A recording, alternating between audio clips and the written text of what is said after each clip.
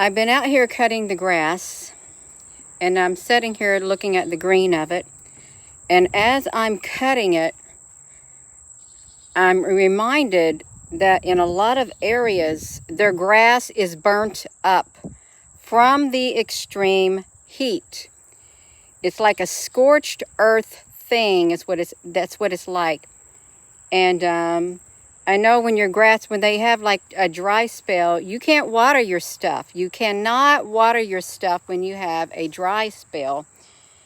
And if you get caught watering something, and especially if you got caught watering your lawn when there's water restriction, you're going to get yourself in trouble, is what's going to happen. In a whole lot of trouble. So I've been out here, and look, it was a lot of clouds out here covering the sky, but then something happened and the clouds disappear. I mean, it was really like a solid color right here. But is your grass burnt? Because it could be burnt. Like, we haven't got that here, but we used to get it in Nevada. And where was that other place? Yeah, you couldn't water your grass after certain hours, and you couldn't water it, period, when you were in a drought, you all. Let me flip it. That's what I was thinking when I was mowing the grass right here. I'm thinking, I got green grass. What is that? Gina, honey, this came off of something. Now, what did it come off of? Yep, I'm not smelling no gasoline, but I found it. So I'm going to stick it in my pocket, because I'm sure it came off the lawnmower. It's got notches that you can turn it with. Hello, everyone. If you've got like grass that crunches when you walk, really crunchy grass when you walk, and as you walk on it, it just like breaks apart. Just totally breaks.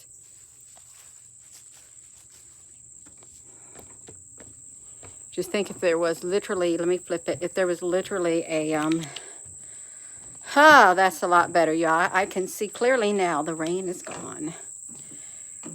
Take it off, Gina. Whew. Yeah. It was hot out there. Let me flip it. A scorched earth. Let me get my other glasses if I can find them down here, you all. Because even if your grass is, hey, Rosie, honey, what you doing? You got something to say? Rosie? What do you want to say, Rosie, honey? Do you want to say anything, Rosie? You want to wear the glasses? Yeah, let me talk to Rosie. Okay, just be still. Okay, Rosie, you are one. She said, would you please leave me alone and just let me lay here in my peace? Okay, Rosie, honey, I'm going to leave you alone. You go ahead and you lay right there. Your year. Okay, your year. Okay, you all got it. Okay, we got it. Yeah, Rosie is done. Heat underneath the ground too, you all. And I do believe that is playing a factor too, because one time in this house, after we had first moved in, the basement was always cool when you walk down in the basement. And then I remember, like, one time I walked in the basement, and I was expecting the basement to be cooler than the upside of the house upstairs. It wasn't. It was there. You could feel the heat in the basement, and only thing I could think of that would cause it was from the ground itself. And you put my hand on the basement floor, and it wasn't cool like it should have been. Somehow, something happened to the earth. There was like a change inside there, and it made the basement warm. And it's like yeah, the earth is heating up. It's got moving magma underneath the ground. Lava flows. It's boiling, more or less, underneath our feet. And when it erupts,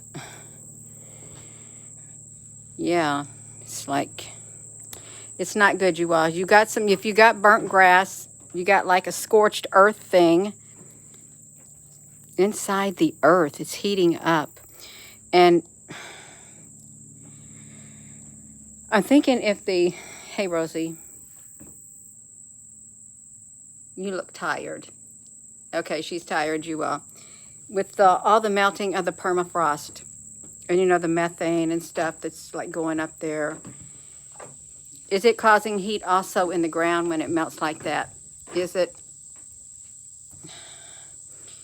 Your dog door flap off and on the basement is keeping it dry there, but you can't do a musk.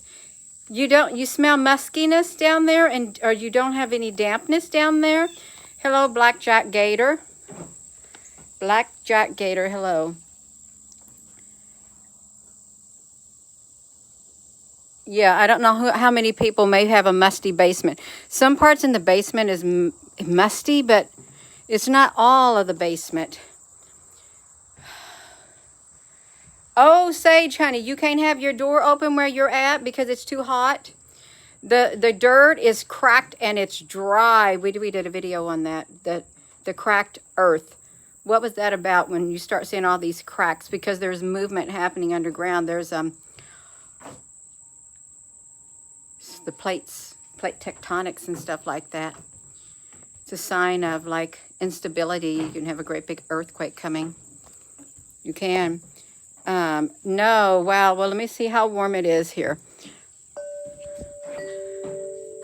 It's 80 degrees. It's like 85 right there. It's supposed to get really hot. And the bad thing about when it gets really hot, they're going to implement the brownouts and stuff. They already said that they will turn off the power. In the summer, in the winter, you'll have power outages. Some will last 30 minutes, some 45, some 2 hours or something like that. Lots of power, I don't know. Load sharing is what it is. And or if you have like a programmable thermostat, you may find out when they don't want your thermostat to go above a certain temperature, like say 80, they don't want it to go below a certain temperature. I think it was like 85 or something in your house. There's nothing you can do to get it to go below it because you got a programmable thermostat and they can program it. It's a Wi-Fi thing, unless you know how to rewire it and make it manual. They can control it. They did that back in Nevada, and that was back in the 90s, mid-90s, when they had periods of where they would turn off the, I don't know, keep the temperature at around 80 something for like 30 minutes a day or 2 hours a day. And it got kind of warm. I think it was when it was really hot back then. And you just couldn't do nothing about it. And if you had health issues and you like it being cool because you can't stand the heat, then I guess you're going to have to suffer. Is what you're going to have to do. Morning from Oz. Where's Oz at? My nose is itching. Where is Oz? Oz. I don't know where Oz is at. You got a new outdoor unit put in your house and you had to wait a week. Wow. A whole entire week. Oh, okay. Really? Is there an Oz called Australia? Oh, okay. Thank you. I've never heard of Oz except the Wizard of Oz. So that's where my mind went. The Wizard of Oz. So if your grass is brown and crunchy, sure, all the plants have died, more or less. And I know in Arizona also, their grass is dying and their plants are dying.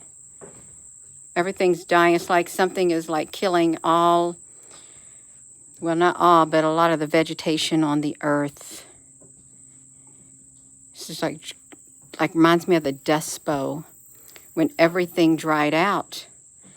And the only way it could dry out is, I guess, maybe the heat or something like that, and lack of water. But then if you get rains, it's going to wash away that good topsoil that's out there. The trees are dying. The trees are dying. Your grass is burnt. You're flying around me and buzzing. Well, there was a thing about the fly. You ever hear the story of the fly and the Great Spirit?